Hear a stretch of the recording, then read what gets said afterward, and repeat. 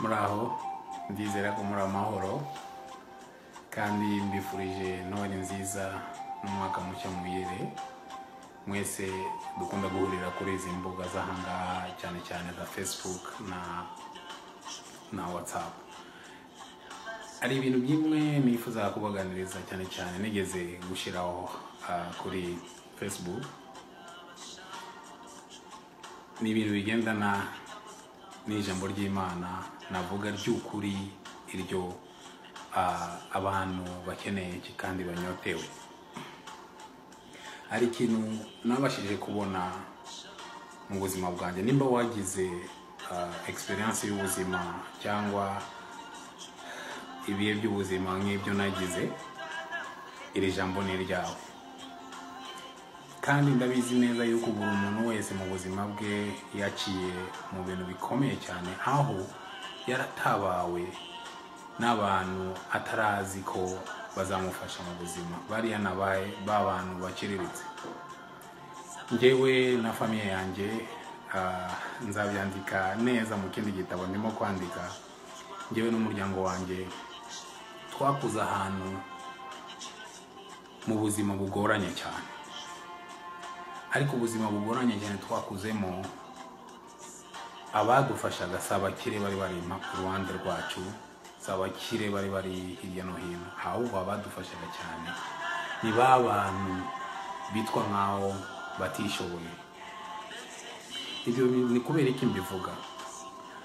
Nifuzaga kubwira groupe ebyiri z'abantu. Ndabanza kanza mbwire aba apotre, abakozi b'Imana, aba bishop, dore ko benshi banyandikiye ku message mu gihe maze guposta iriya bintu na postinze ariya mvuga ku bintu byo gukundana no gufasha abantu batishoboye.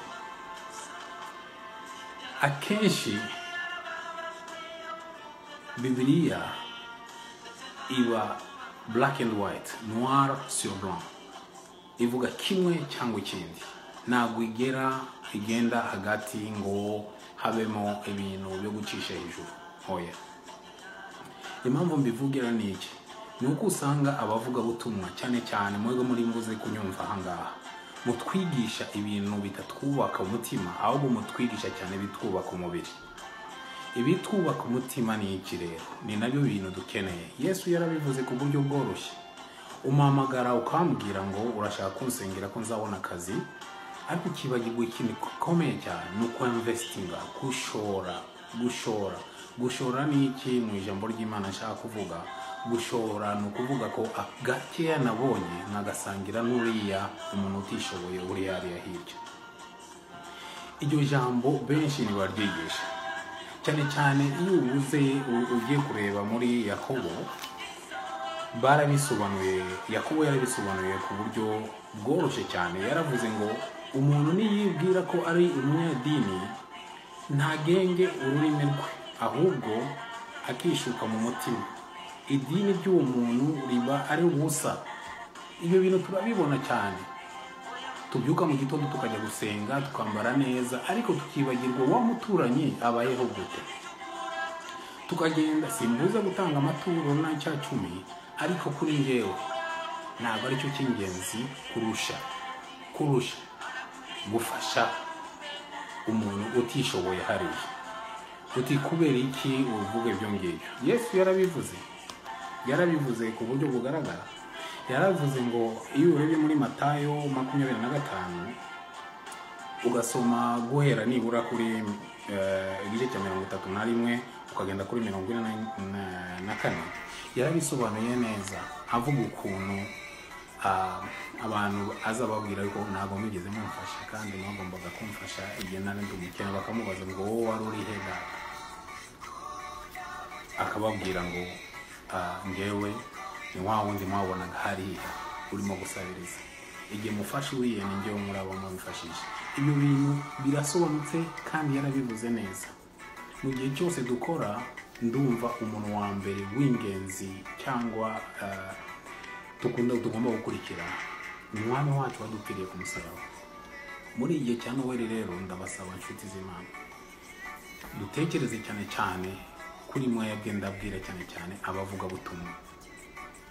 mutwigishe gukunda babakene kandi mutubere urugero, mudutangire urugero, mutubere leaders muri ubu buryo, mutwereke, mutwigishe gukunda bari abantu hariya, kuko kugukunda wowe mwuzanira amafaranga, mwuzanira ubaho kubera ibyo ntanga nibihagije kugira ngo zabashe kujya mu ijuru.